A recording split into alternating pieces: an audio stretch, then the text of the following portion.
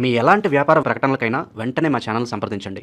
అందరికి నమస్కారం. నేను శిరీష. ప్రస్తుతం మనతో పాటు ఉన్నారు ప్రముఖ ఆధ్యాత్మికవేత్త, జ్యోతిష పండితులు, వేదిక ఆస్ట్రాలజర్ అవినాష్ దాస్ గారు. గురుగారితో మాట్లాడదాం. నమస్కారం గురుగారు.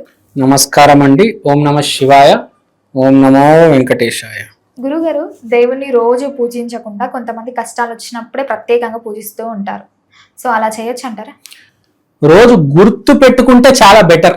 కష్టాలు వచ్చినప్పుడు పూజిస్తారు ఓకే, గాని రోజు గుర్తు పెట్టుకోవాలి, మర్చిపోకూడదు.